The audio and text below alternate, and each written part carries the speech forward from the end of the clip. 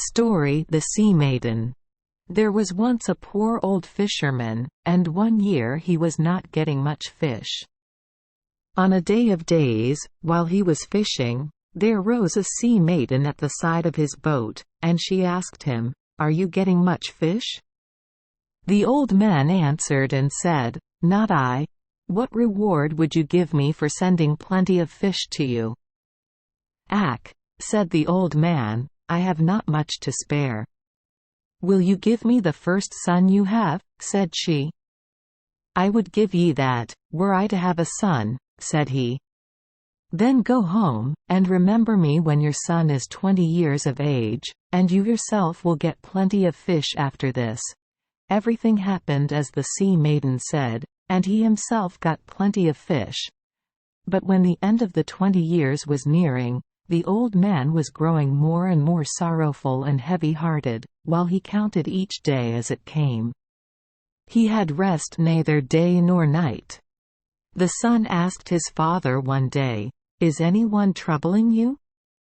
The old man said, "Someone is, but that's not to do with you nor anyone else." The lad said, "I must know what it is." His father told him at last how the matter was with him and the sea-maiden. "Let not that put you in any trouble," said the son. "I will not oppose you. You shall not go, my son, though I never get fish any more. If you will not let me go with you, go to the smithy, and let the smith make me a great strong sword, and I will go seek my fortune." His father went to the smithy, and the smith made a doughty sword for him. His father came home with the sword. The lad grasped it and gave it a shake or two, and it flew into 100 splinters. He asked his father to go to the smithy and get him another sword in which there should be twice as much weight. And so his father did, and so likewise it happened to the next sword. It broke in 2 halves. Back went the old man to the smithy. And the smith made a great sword, it's like he never made before. "There's thy sword for thee," said the smith, "and the fist must be good that plays this blade." The old man gave the sword to his son. He gave it a shake or two. "This will do," said he, "it's high time now to travel on my way." On the next morning he put a saddle on a black horse that his father had, and he took the world for his pillow. When he went on a bit, he fell in with the carcass of a sheep beside the road. And there were a great black dog, a falcon, and an otter, and they were quarreling over the spoil. So they asked him to divide it for them. He came down off the horse, and he divided the carcass amongst the 3. 3 shares to the dog, 2 shares to the otter, and a share to the falcon. "For this," said the dog, "if swiftness of foot or sharpness of tooth will give thee aid, mind me, and I will be at thy side." Said the otter, "If the swimming of foot on the ground of a pool will loose thee, mind me, and I will be at thy side."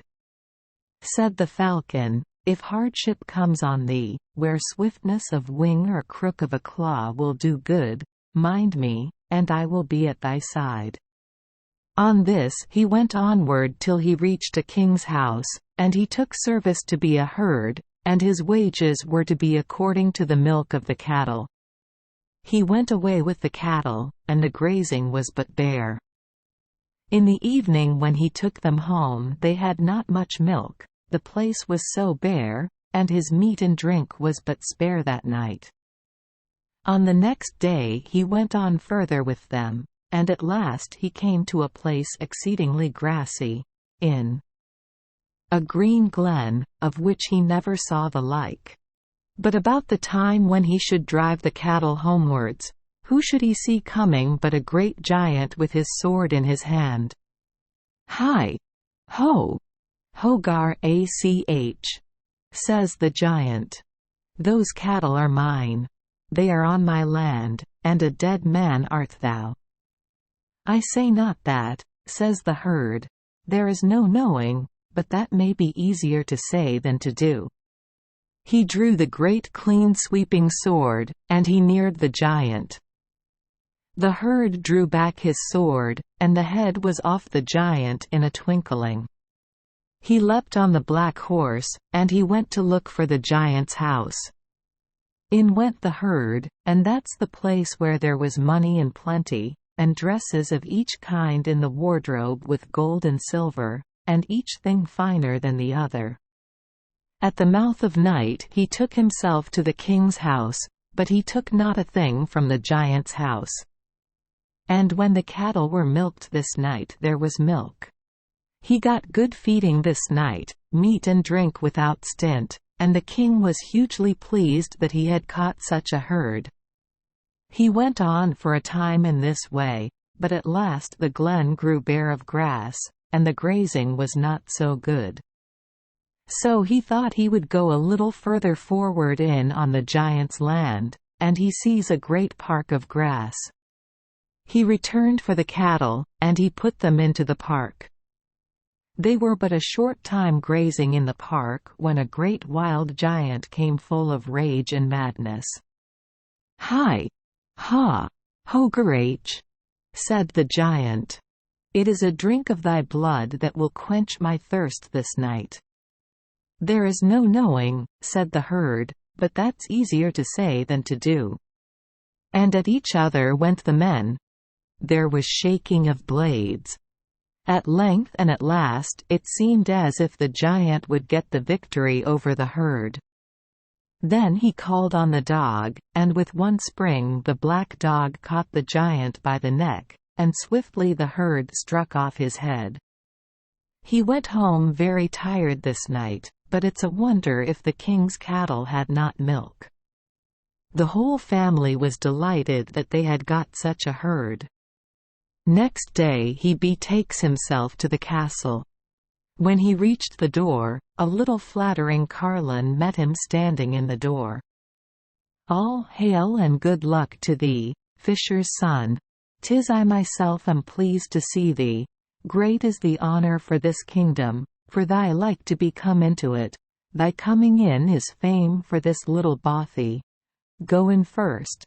Honour to the gentles. Go on, and take breath.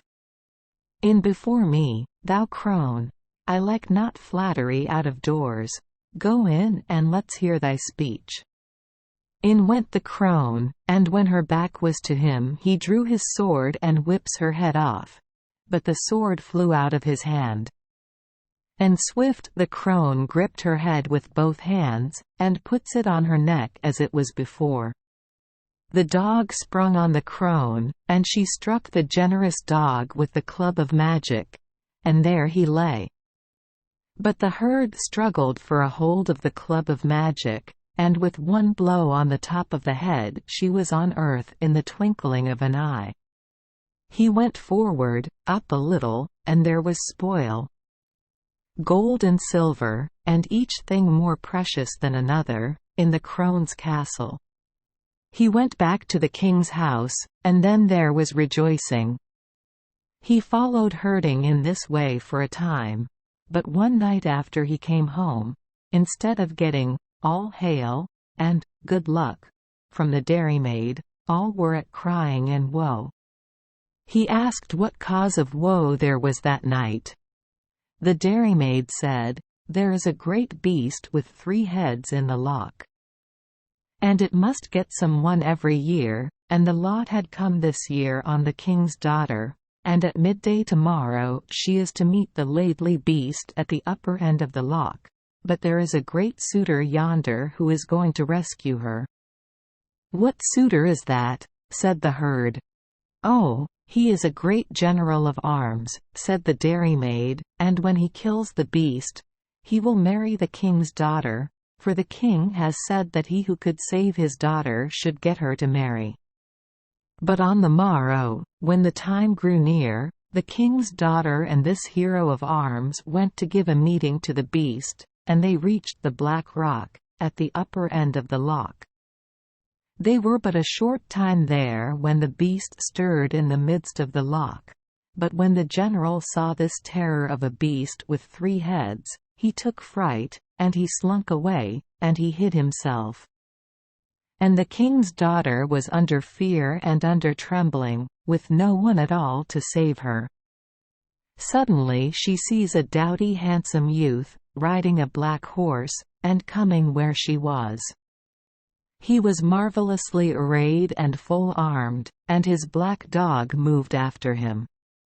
"There is gloom on your face, girl," said the youth. "What do you hear?" "Oh, that's no matter," said the king's daughter. "It's not long I'll be here, at all events." "I say not that," said he. "A champion fled as likely as you, and not long since," said she. "He is a champion who stands the war," said the youth. And to meet the beast he went with his sword and his dog. But there was a spluttering and a splashing between himself and the beast. The dog kept doing all he might, and the king's daughter was palsied by fear of the noise of the beast. One of them would now be under, and now above.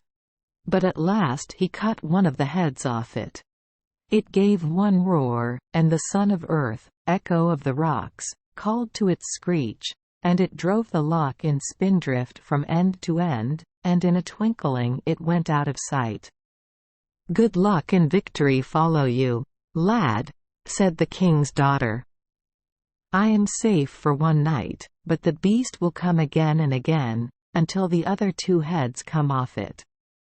He caught the beast's head, and he drew a knot through it, and he told her to bring it with her there tomorrow. She gave him a gold ring, and went home with the head on her shoulder, and the herd betook himself to the cows. But she had not gone far when this great general saw her, and he said to her, "I will kill you if you do not say that 'twas I took the head off the beast." "Oh," says she, "'tis I will say it. Who else took the head off the beast but you?" They reached the king's house, and the head was on the general's shoulder. But here was rejoicing, that she should come home alive and whole, and this great captain with the beast's head full of blood in his hand. On the morrow they went away, and there was no question at all but that this hero would save the king's daughter. They reached the same place, and they were not long there when the fearful Laidly beast stirred in the midst of the loch, and the hero slunk away as he did on yesterday. But it was not long after this when the man of the black horse came, with another dress on. No matter, she knew that it was the very same lad. "It is I am pleased to see you," said she. "I am in hopes you will handle your great sword today as you did yesterday. Come up and take breath." But they were not long there when they saw the beast steaming in the midst of the loch. At once he went to meet the beast. But there was Klooperstike and Clapperstitch, spluttering, splashing, raving, and roaring on the beast. They kept at it thus for a long time, and about the mouth of night he cut another head off the beast. He put it on the knot and gave it to her. She gave him one of her earrings, and he leapt on the black horse, and he betook himself to the herding. The king's daughter went home with the heads. The general met her, and took the heads from her, and he said to her, that she must tell that it was he who took the head off the beast this time also. "Who else took the head off the beast but you?" said she. They reached the king's house with the heads. Then there was joy and gladness. About the same time on the morrow, the 2 went away. The officer hid himself as he usually did. The king's daughter betook herself to the bank of the loch. The hero of the black horse came, and if roaring and raving were on the beast on the days that were past, this day it was horrible. But no matter, he took the 3rd head off the beast, and drew it through the knot, and gave it to her. She gave him her other earring, and then she went home with the heads. When they reached the king's house, all were full of smiles, and the general was to marry the king's daughter the next day. The wedding was going on, and everyone about the castle longing till the priest should come. But when the priest came, she would marry only the one who could take the heads off the knot without cutting it. "Who should take the heads off the knot but the man that put the heads on?" said the king. The general tried them, but he could not loose them, and at last there was no one about the house but had tried to take the heads off the knot, but they could not. The king asked if there were anyone else about the house that would try to take the heads off the knot. They said that the herd had not tried them yet.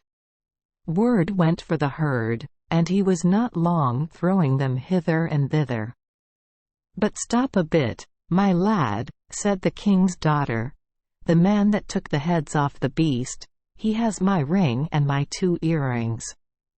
The herd put his hand in his pocket, and he threw them on the board. "Thou art my man," said the king's daughter.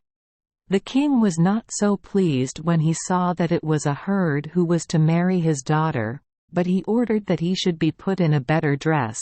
But his daughter spoke, and she said that he had a dress as fine as any that ever was in his castle, and thus it happened. The herd put on the giant's golden dress, and they married that same day.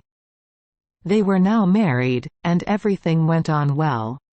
But one day, and it was the namesake of the day when his father had promised him to the sea-maiden, they were sauntering by the side of the loch, and lo and behold, she came and took him away to the loch without leave or asking. The king's daughter was now mournful, tearful, blind, sorrowful for her married man. She was always with her eye on the loch. An old soothsayer met her, and she told how it had befallen her married mate. Then he told her the thing to do to save her mate, and that she did. She took her harp to the sea-shore, and sat and played, and the sea-maiden came up to listen, for sea-maidens are fonder of music than all other creatures. But when the wife saw the sea-maiden, she stopped. The sea-maiden said, "Play on." But the princess said, "No, not till I see my man again." So the sea-maiden put up his head out of the loch. Then the princess played again, and stopped, till the sea-maiden put him up to the waist. Then the princess played and stopped again, and this time the sea-maiden put him all out of the loch, and he called on the falcon and became one and flew on shore. But the sea-maiden took the princess, his wife. Sorrowful was each one that was in the town on this night. Her man was mournful, tearful, wandering down and up about the banks of the loch, by day and night. The old soothsayer met him. The soothsayer told him that there was no way of killing the sea-maiden but the one way, and this is it. In the island that is in the midst of the loch is the white-footed hind of the slenderest legs and the swiftest step, and though she be caught, there will spring a hoodie out of her, and though the hoodie should be caught, there will spring a trout out of her, but there is an egg in the mouth of the trout, and the soul of the sea-maiden is in the egg, and if the egg breaks, she is dead. Now, there was no way of getting to this island, for the sea-maiden would sink each boat and raft that would go on the loch. He thought he would try to leap the strait with the black horse, and even so he did. The black horse leapt the strait. He saw the hind, and he let the black dog after her, but when he was on one side of the island, the hind would be on the other side. Oh, would the black dog of the carcass of flesh were here! No sooner spoke he the word than the grateful dog was at his side, and after the hind he went, and they were not long in bringing her to earth. But he no sooner caught her than a hoodie sprang out of her. Would that the falcon grey, of sharpest eye and swiftest wing, were here! No sooner said he this than the falcon was after the hoodie, and she was not long putting her to earth. And as the hoodie fell on the bank of the loch, out of her jumps the trout. "Oh, that thou wert by me now, O otter!" No sooner said than the otter was at his side, and out on the loch she leapt, and brings the trout from the midst of the loch. But no sooner was the otter on shore with the trout than the egg came from his mouth. He sprang and he put his foot on it. 'Twas then the sea-maiden appeared, and she said, "Break not the egg, and you shall get all you ask. Deliver to me my wife." In the wink of an eye she was by his side. When he got hold of her hand in both his hands, he let his foot down on the egg, and the sea-maiden died. Thank you for joining us for today's fairy tale. We hope these stories bring joy and meaning to your day. If you love our channel, please hit the subscribe button so you won't miss any exciting tales. Wishing you a good night and sweet dreams. See you in the next story.